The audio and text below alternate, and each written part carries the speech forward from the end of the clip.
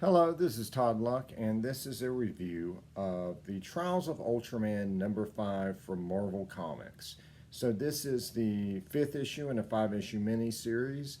And so, let's take a look at the cover. This is by Art Adams, and it is gorgeous like all the Art Adams covers. So, if you're looking for a good cover of Ultraman, you've got one here, but let's also talk about the interiors.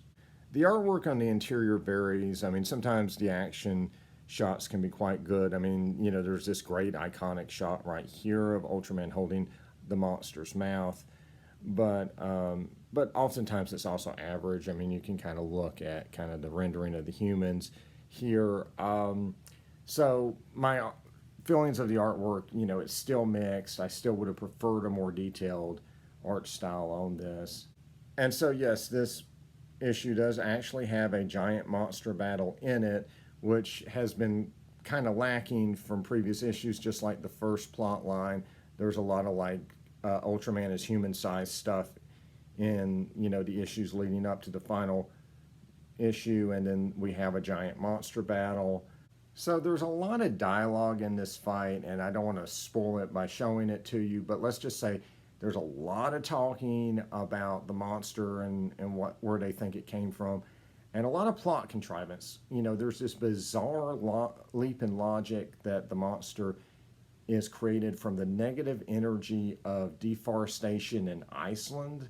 I mean, these monsters are supposed to be feeding on the id of mankind, but I don't understand exactly what negative energy was created by the deforestation. Was there like a lot of human angst over that or something?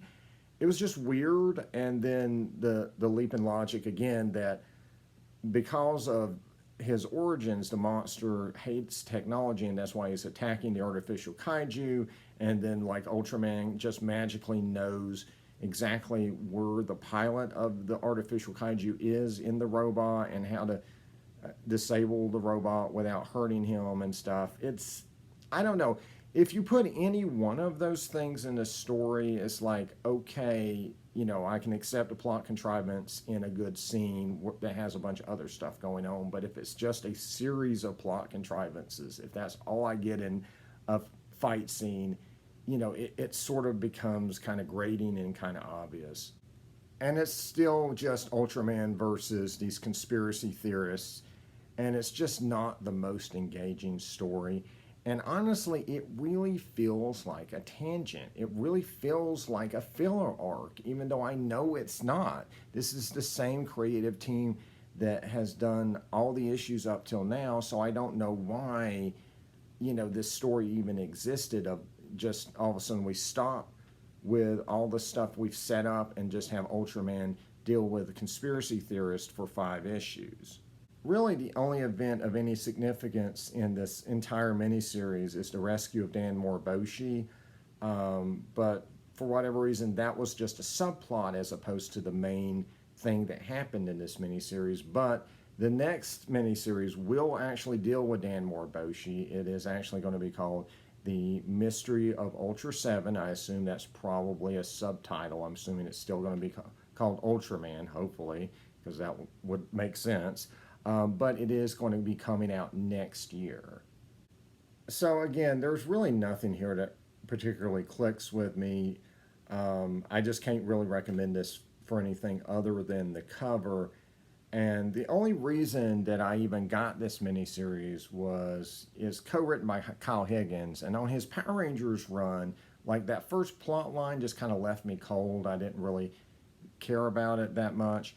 But then the second plot line, actually started getting interesting. I thought that was was going to happen here, but instead, we end up with a filler arc, and God only knows if this series will ever get around to anything I actually find interesting or care about. Because as you've seen with my reviews, my issues with the series go beyond just its glacial pacing and super slow storytelling to, kind of substantive issues with the story itself.